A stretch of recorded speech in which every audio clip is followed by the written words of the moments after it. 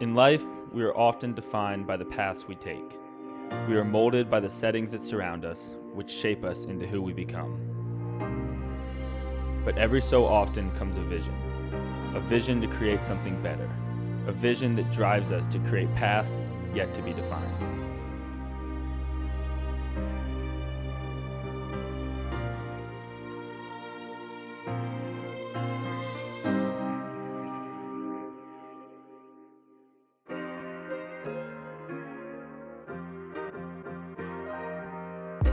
So Decatur's an in-town suburb. I mean, you drive out of Atlanta, you drive into Decatur, you wouldn't really recognize that you left one city for another. You know, we have poor people, we have minority people, we have rich people, and we have everything in between. Decatur is I call it like a family. Everyone looks out for everybody. Everybody knows one another. They're always willing to help each other. That's basically, Decatur's just like a big old family. In 2002, Decatur received a grant from US Lacrosse. The grant provided resources like equipment, membership, and education, helping to ignite the lacrosse movement in Decatur, Georgia. I would coach basketball back in those early days, and what I would do is I would reach out to kids toward the end of basketball. I'd say, hey, what do you do for a spring sport? If they didn't have a quick answer, then I'd say, well, have you ever thought about lacrosse? I mean, be like, hey, I want you to sign up for lacrosse. And then he would call me, who's that kid? Can you give me their number? And he would actually call them and say, don't you want to try for lacrosse? And the guy in the crease, you're the hot guy. As soon as they start to dodge, we're doubling the ball. You know, we didn't want this to be a white sport in Decatur because the town is not all white, and we wanted our players to reflect the population of the city. Inside Decatur's diverse community are the Housing Authority apartments. There, you'll find people of varied races and ethnicities. People like Usman Sai. So I do a summer camp, a week-long summer camp in Decatur through the rec department. So my first experience with Usman was as a camper. Through the rec, we can give a scholarship. So Usman, whose family doesn't have a lot of money, he was able to come to camp for free. And so that's how I got to know him. And he wants to be this superstar lacrosse player, and he tells us he's this superstar lacrosse player, but he is so laid back. So we're trying to push him to be aggressive on the field and attend the camps and the clinics so that he can be this superstar because he really likes lacrosse. Well, my parents are from Mauritania. I was born in Mauritania as well, but then we got deported. Usman's family was deported from Mauritania in the 1990s and spent years living in refugee camps in Senegal. The family's luck changed in 2000 when they were given a chance to move to the United States. Like many, Usman Sai is thriving in the Decatur lacrosse family. He's a member of the second wave of players in the program. I'm D'Angelo Watkins, and I'm from Decatur, Georgia. I grew up pretty much right next to a lacrosse field, or not even a lacrosse field, just an all sports field. And every morning, for like during the summer, you'd always hear something going on. I'd always hear whistles or something. But this morning, I'm sleeping. A whistle wakes me up, and I'm like, what's that? So I go out, of course, and I go check it out. And to my knowledge, it's lacrosse. I never heard about it before. I just seen people running around lacrosse sticks. And Don just immediately came up to me, hey, what's your name? You know, that type of thing. Asked me like what other things that I did. I told him all the sports that I played and that type of thing. And pretty much he put a lacrosse stick in my hand and like, you know, of course I'll take this, you know, this would be cool to have. But one day I remember picking it up and actually really getting into it, just like it was just any other thing that I was doing outside while playing. We got D'Angelo in, and he lived in the Housing Authority apartments where Usman lives, and just started playing. Each rec season he would play with us, and everything was going great. He got to the high school, and things kind of derailed for his family in the 9th grade. They got removed from the Housing Authority. There were some problems with getting the rent paid on time, and when you're poor, that's a tough situation. So he kind of bounced around. He stayed in Decatur for 9th grade, but when the school started in the 10th grade, I reached out to Nick, his friend. I said, hey, is D'Angelo at school? And he says, no, nobody's heard from him for like 2 months. Around then, I was just pretty much just doing things I probably shouldn't have been doing, and that type of thing. And my mom was moving out of the district. It took me a couple weeks just to contact him. And he said, Coach, I'm living in Clayton County. I'm not exactly sure where I am. I said, well, where are you going to school? He says, I'm not going to school. So now we're in September now, and school starts early August here.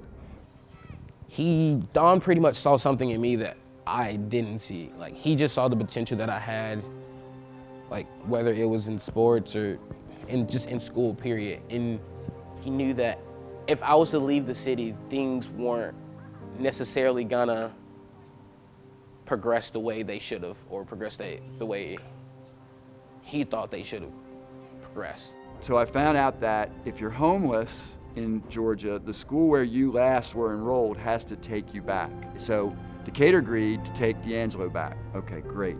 Now he's in Clayton County, which, that's a train ride, 2 bus rides. There was no way. And so I talked to my wife, and we decided that we would take him in. We didn't adopt him, but we had him live with us, and he would spend the weekends with his mom, and then he would stay with us during the week, and we would make sure that he got to school every day. Those type of things sort of just pretty much made me who the guy I am today, without a doubt. He instilled some things in me that honestly I could never forget.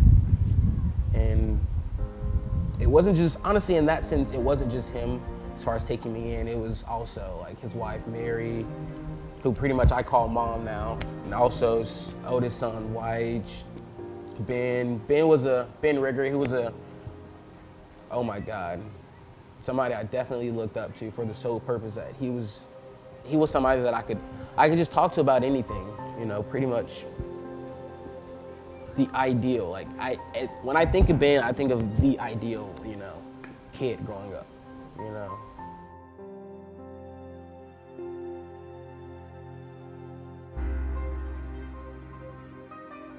So he stayed with us, 10th, 11th, 12th grade, played lacrosse for Decatur throughout that time. He ended up getting recruited by Essex Community College up in Baltimore. And I pretty much just had a couple coaches like chatting. It gave me a sense of, oh man, like somebody else is out there, thinking about me. Something much bigger than me is, thinking about me.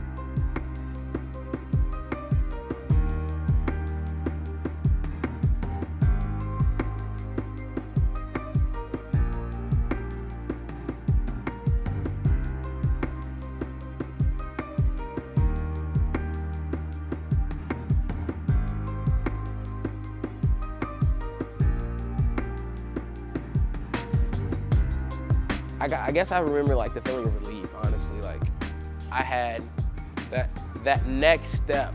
He's living on his own, supporting himself, and left in that situation that he was in, he would not have succeeded. I don't know, I'm not sure what exactly would have happened, but he was not on track to be successful in life. I see that as a success for the sport of lacrosse, because I wouldn't even have known the kid if it wasn't for lacrosse. And if I hadn't known him, I wouldn't have been able to reach out to him to get him back into Decatur, which is where he loved to be, and everybody loved him. And so now he's back, we got him back into a nurturing environment, which allowed him to be successful. D'Angelo found a way out of his situation. Just days after his final game in Decatur, he packed up some lacrosse sticks and walked over to the Housing Authority apartments to visit a younger friend who recently latched onto the sport. I grew up in the same, the apartments right next to Usmad, so I gave Usmad a couple heads. I gave quite a few sticks away. It's nice having the feeling that I can do something for those kids because somebody's done something for me. D'Angelo gave Usman a blue STX head, the same one he uses today. Lacrosse wasn't supposed to find Usman. It wasn't supposed to spark a passion. It wasn't supposed to give him teams to cheer for or people to look up to, but it did. My favorite player is Scott Ratliff because he gave back to the community a lot. My parents were given so much things as they came to America, and I'd like to give back to the community to help other people that are in situations like that.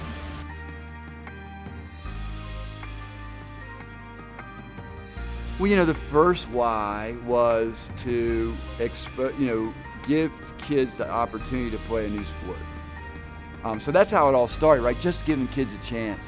And then once I got into coaching, I realized it's way deeper than that. We're not just about, exposing kids to sport, letting kids have fun. We're also about providing them with a part of their education. You've got school, you might have church, you might have, you might be into music and you got a music teacher, all these outlets for education, and we're part of that. We're part of making the person, right? It's not only Don, but you have people like Don that are willing, being in Atlanta, being in the quote-unquote hood or whatever you want to call it, you don't always see it. And honestly, Decatur Lacrosse, I can't mention Decatur Lacrosse without mentioning Don, for the sole purpose that he was such a big part of it. Honestly, you just have people like them, and like Don and Stacy, and that just goes a long way. That gives you hope for the sole purpose that you see them willing, and that just went a long way. That willingness to do something, that willingness to commit to a change or whatever that was, and that was nice.